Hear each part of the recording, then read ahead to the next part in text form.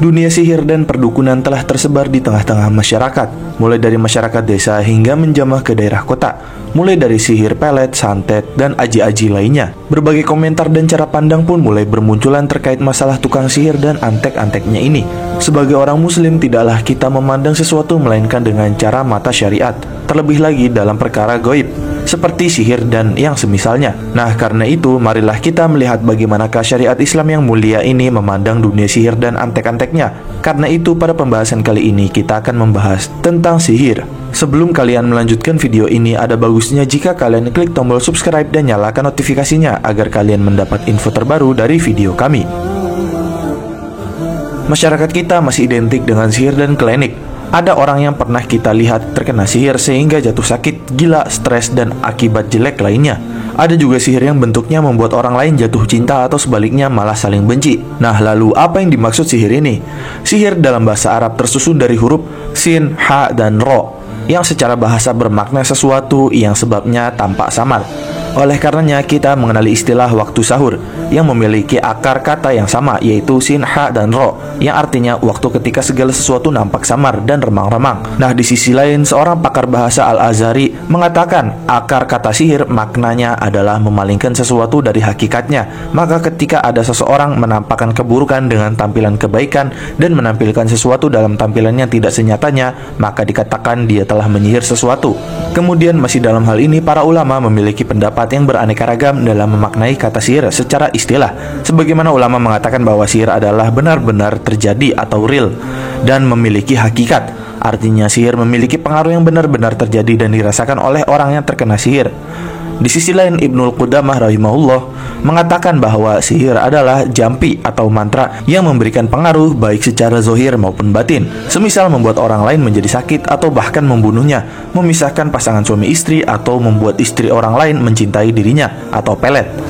Namun ada ulama lain yang menjelaskan bahwa sihir hanyalah pengelabuan dan tipuan mata semata, tanpa ada hakikat. Sebagaimana dikatakan oleh Abu Bakar Ar-Razi, sihir adalah segala sesuatu yang sebabnya samar dan bersifat mengelabui tanpa adanya hakikat dan terjadi sebagaimana muslihat dan tipu daya semata. Tetapi dalam pengertian lainnya lagi, dalam kitab sihir berarti sesuatu yang samar dan halus sebabnya. Demikian pengertian secara bahasa. Adapun pengertian secara istilah, sihir ada dua pengertian. Pertama, mantra atau jimat yang digunakan oleh tukang sihir sebagai bentuk pengabdian pada setan untuk mencelakai orang yang hendak disihir.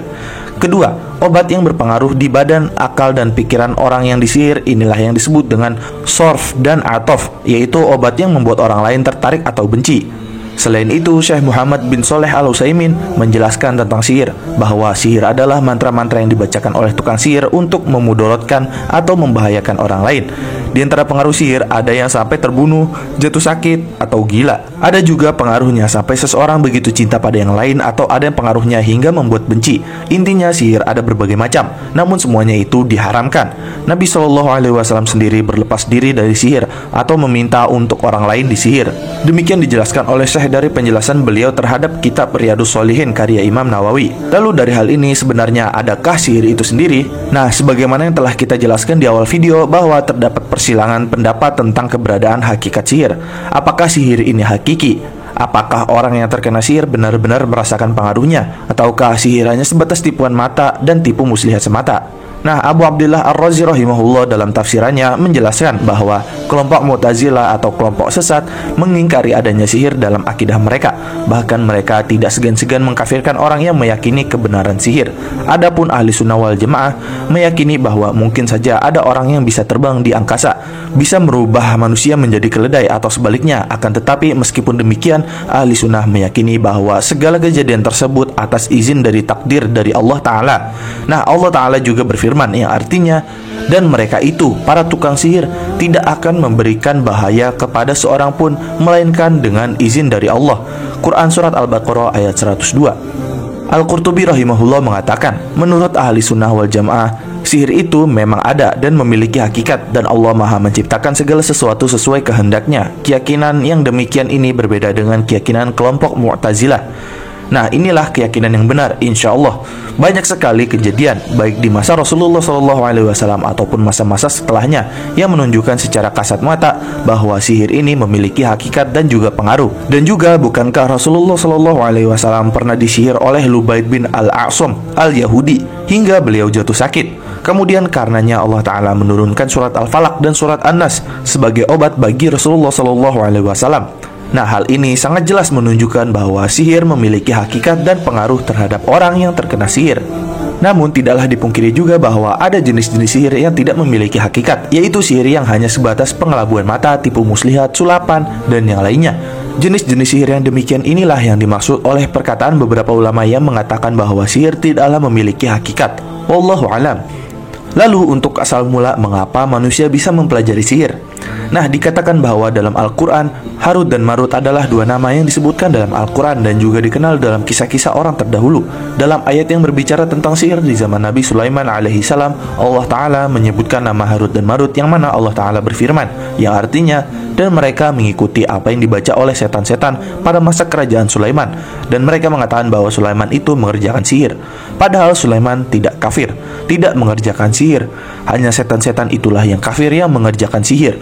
Mereka mengajarkan sihir kepada manusia, dan apa yang diturunkan kepada dua orang malaikat di negeri Babil, yaitu Harut dan Marut. Sedang keduanya tidak mengerjakan sesuatu kepada seorang pun sebelum mengatakan, sesungguhnya kami hanya cobaan bagimu, sebab itu janganlah kamu kafir. Maka mereka mempelajari dari kedua malaikat itu apa yang dengan sihir itu mereka dapat menceraikan antara seseorang suami dengan istrinya. Quran Surat Al-Baqarah ayat 102. Lalu dari penjelasan tersebut, lalu siapakah Harut dan Marut? Nah, dalam zahir ayat menyebutkan bahwa Harut dan Marut itu malaikat, yang artinya, dan dengan apa yang diturunkan kepada dua malaikat di negeri Babil, yaitu Harut dan Marut. Quran Surat Al-Baqarah ayat 102. Nah, dalam hal ini ulama tabi'in Qatadah dan Ibnu Syihab Az-Zuhri rahimahullah menyebutkan dalam tafsirnya bahwa mereka berdua adalah malaikat. Mereka turun ke dunia untuk menegakkan hukum di tengah manusia. Hal ini dijelaskan dalam tafsir At-Tabari. Di sisi lain, masih dalam tafsir yang sama, Ibnu Zaid juga mengatakan tentang hal ini bahwa maksud ayat ini yaitu setan-setan dan dua malaikat mengajarkan sihir kepada manusia. Dan hal ini masih dijelaskan dalam tafsir At-Tabari. Namun dalam hal lain, sebagian ulama lainnya mengatakan bahwa Harut dan Marut adalah manusia.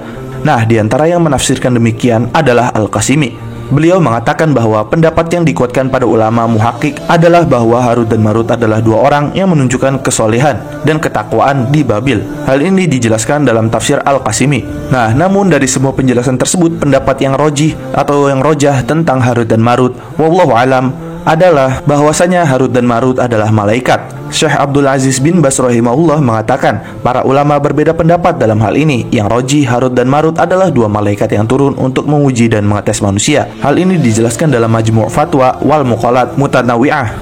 Lalu kemudian pertanyaannya, kalau mereka malaikat, kenapa mereka mengajarkan sihir? Nah, jawabannya ini ada pada kelanjutan ayatnya, yaitu Quran Surat Al-Baqarah ayat 102, yang artinya mereka berdua tidaklah mengajarkan sihir kepada seseorang kecuali berkata, ini adalah fitnah, jangan engkau kufur.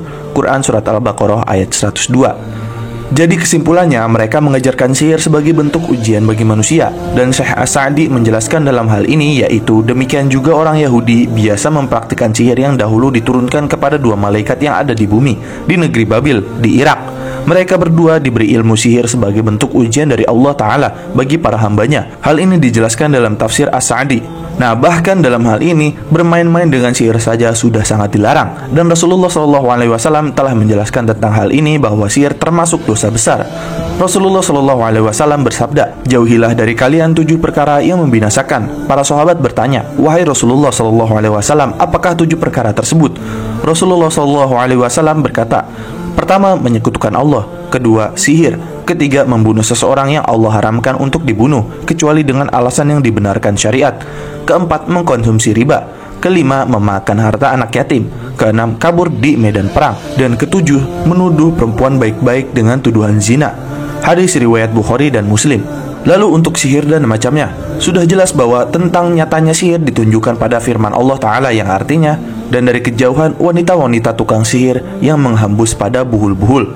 Quran Surat Al-Falaq ayat 4. Nah, karena itu meminta perlindungan pada Allah Sang Khalik dari sihir di sini menunjukkan bahwa hakikatnya sihir itu ada. Begitu juga firman Allah Ta'ala yang lainnya menjelaskan, yang artinya maka mereka mempelajari dari kedua malaikat itu apa yang dengan sihir itu mereka dapat menceraikan antara seorang suami dengan istrinya. Quran Surat Al-Baqarah ayat 102. Karenanya sesuatu yang dipelajari itu menunjukkan bahwa sihir itu ada. Jadi sihir hakikatnya memang ada. Sebagaimana juga ada riwayat dalam Sahih Bukhari yang menunjukkan bahwa Nabi SAW pernah terkena sihir di mana beliau seakan-akan melakukan sesuatu tetapi kenyataannya tidak.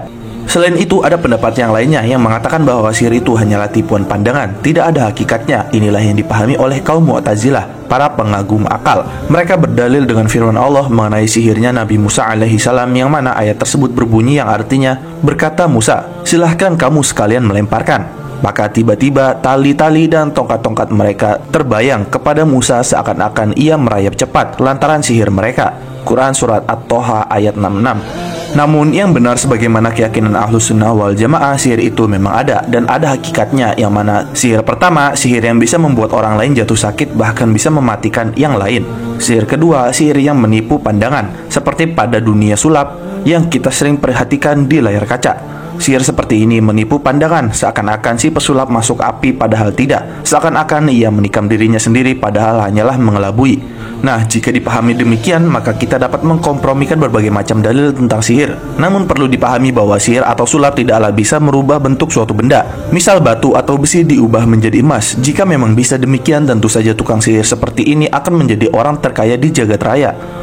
Lalu dalam hal ini, apakah tukang sihir itu dihukumi kafir? Para ulama dalam hal ini berbeda pendapat. Inilah yang dikatakan oleh mayoritas ulama, yaitu Imam Abu Hanifah, Imam Malik, dan Imam Ahmad rahimahullah. Dalilnya adalah firman Allah Ta'ala, yang artinya, padahal Sulaiman tidak kafir, tidak mengerjakan sihir, hanya syaitan-syaitanlah yang kafir mengerjakan sihir. Mereka mengajarkan sihir kepada manusia. Quran Surat Al-Baqarah ayat 102. Nah, dalil ini menunjukkan bahwa tukang sihir itu kafir. Selain itu, Imam Az-Zahabi rahimahullah berdalil dengan ayat tersebut untuk menegaskan bahwa orang yang mempraktekkan ilmu sihir maka dia telah kafir, karena tidaklah para syaitan mengajarkan sihir kepada manusia melainkan dengan tujuan agar manusia menyekutukan Allah Ta'ala. Lalu kemudian Syekh As-Sa'di rahimahullah menjelaskan bahwa ilmu sihir dapat dikategorikan sebagai kesyirikan dari dua sisi. Pertama, orang yang mempraktekkan ilmu sihir adalah orang yang meminta bantuan kepada para syaitan di kalangan jin untuk melancarkan aksinya. Dan betapa banyaknya orang yang terikat kontrak perjanjian dengan para syaitan tersebut akhirnya menyadarkan hati kepada mereka, mencintai mereka, bertakarub kepada mereka, atau bahkan sampai rela memenuhi keinginan-keinginan mereka. Kedua, orang yang mempelajari dan mempraktekkan ilmu sihir adalah orang yang mengaku-ngaku mengetahui perkara gaib. Dia telah berbuat kesyirikan kepada Allah Ta'ala dalam pengakuannya tersebut, yaitu syirik dalam rububiyah Allah, karena tidak ada yang mengetahui perkara gaib melainkan hanya Allah Ta'ala semata. Dan selain itu, Syekh Ibnu Utsaimin rahimahullah merinci bahwa orang yang mempraktekkan ilmu sihir bisa jadi orang tersebut kafir, keluar dari Islam, dan bisa jadi orang tersebut tidak kafir meskipun dengan perbuatannya tersebut dia telah melakukan dosa besar. Pertama, tukang sihir yang mempraktekkan sihir dengan mempekerjakan tentara-tentara syaitan, yang pada akhirnya orang tersebut bergantung kepada syaitan, bertakarub kepada mereka, atau bahkan sampai menyembah mereka, maka yang demikian tidak diragukan tentang kafirnya perbuatan semacam ini. Kedua, adapun orang yang mempraktekkan sihir tanpa bantuan syaitan melainkan dengan obat-obatan berupa tanaman ataupun zat kimia, maka sihir yang semacam ini tidak dikategorikan sebagai kekafiran, namun dosa besar, karena di dalamnya masih terdapat sihir. Lalu untuk hukuman bagi tukang sihir. Nah, antara kafirnya tukang sihir dan hukum membunuhnya adalah masalah yang berbeda. Mengenai hukuman mati tukang sihir, para ulama berbeda pendapat. Pendapat pertama, menurut Imam Malik dan Imam Ahmad, tukang sihir dihukum mati. Pendapat kedua, tidak dihukum mati kecuali jika melakukan sihir sampai derajat kekafiran. Inilah pendapat Imam Syafi'i, sebagaimana disebutkan oleh At-Tirmidzi dalam kitab Jami'-nya. Namun pendapat yang lebih tepat atau lebih raji, tukang sihir itu dihukum mati secara mutlak, baik bentuk sihirnya dihukumi kafir atau hanya dosa besar. Ada beberapa riwayat yang mendukung pendapat terakhir ini yang dijelaskan dalam hadis, yaitu dari Jundub. Ia berkata bahwa Rasulullah SAW bersabda, hukuman bagi tukang sihir adalah dipenggal dengan pedang. Hadis riwayat Tirmidzi, dan yang tepat hadis ini mauquf, hanya perkataan Jundub sebagaimana diriwayatkan oleh Ad-Darqutni dengan sanad yang sahih. Nah, kemudian selain itu dalam Sahih Al-Bukhari, Dari Bajalah bin Abadah, ia berkata bahwa Umar bin Khattab radhiyallahu anhu pernah suatu ketika di akhir kekhalifahan beliau mengirimkan surat kepada para gubernur, sebagaimana yang dikatakan oleh Bajalah bin Abadah radhiyallahu anhu. Umar bin Khattab menulis surat yang berbunyi, "Hendaklah kalian, para pemerintah gubernur, membunuh para tukang sihir, baik laki-laki ataupun perempuan." Lalu Bajalah berkata, "Kami telah membunuh 3 tukang sihir." Nah, dalam kisah Umar radhiyallahu anhu tersebut memberikan pelajaran bagi kita bahwa hukuman bagi tukang sihir dan antek-anteknya adalah hukuman mati.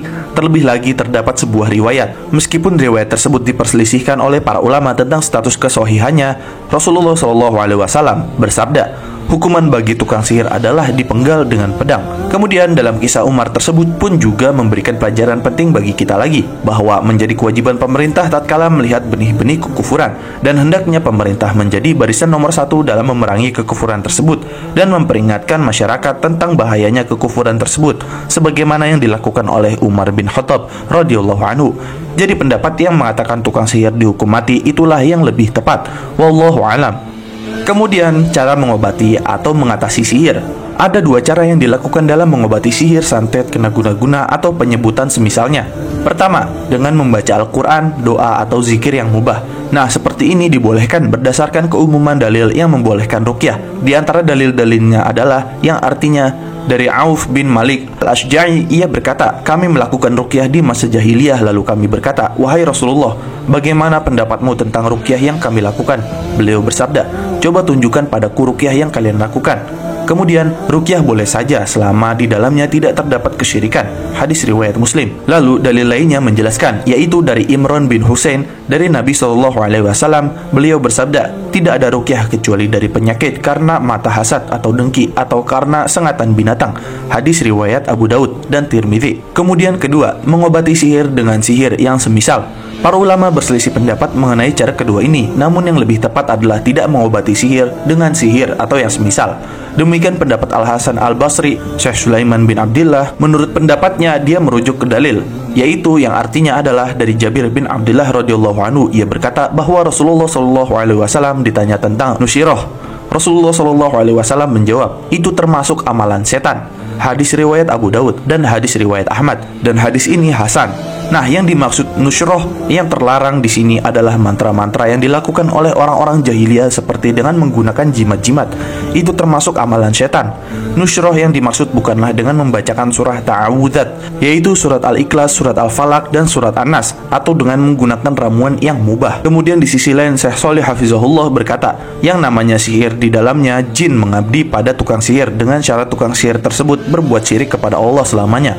Begitu pula menghilangkan sihir juga harus menghilangkan sebab sihir tersebut. Sihir tersebut bisa terjadi karena pengabdian setan jin kepada tukang sihir. Nah, inilah yang perlu diatasi. Kalau sihir diatasi dengan sihir, maka mesti tukang sihir kedua juga meminta bantuan pada jin yang lainnya untuk mengatasi sihir yang pertama.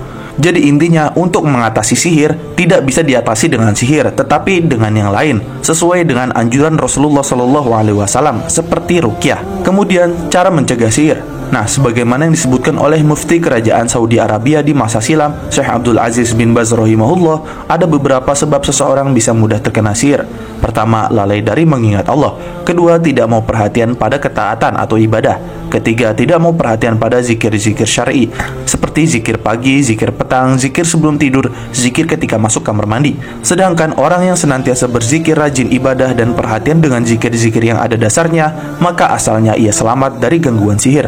Orang yang istiqomah menjalankan hal-hal tersebut akan selamat dari penguasaan setan.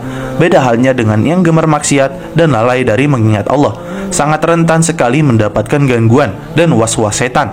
Dan kemudian di sisi lain Allah Ta'ala juga berfirman, yang artinya barang siapa yang berpaling dari pengajaran Rabb yang maha pemurah, Al-Quran, kami adakan baginya syaitan yang menyesatkan, maka syaitan itulah yang menjadi teman yang selalu menyertainya. Quran Surat Az-Zukhruf ayat 36.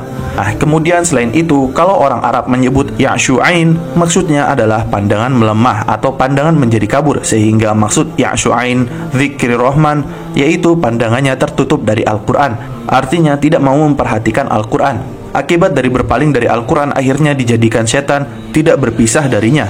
Sebagaimana diterangkan oleh Syekh As-Sa'di rahimahullah, yang dimaksud dengan surat Az-Zukhruf ayat 36 adalah yang lalai dari Al-Quran Al-Azim. Itulah zikir Ar-Rahman. Al-Quran tersebut itulah wujud kasih sayang Allah pada hambanya. Siapa yang menerima zikir yang mulia ini berarti ia telah menerima karunia yang besar. Ia benar-benar telah beruntung. Adapun yang berpaling dari Al-Quran bahkan menolaknya, dialah yang berhak mendapatkan kerugian dan tidak ada lagi kebahagiaan setelah itu selamanya. Akibat buruk pula bagi yang berpaling dari Al-Quran adalah akan senantiasa ditemani oleh setan.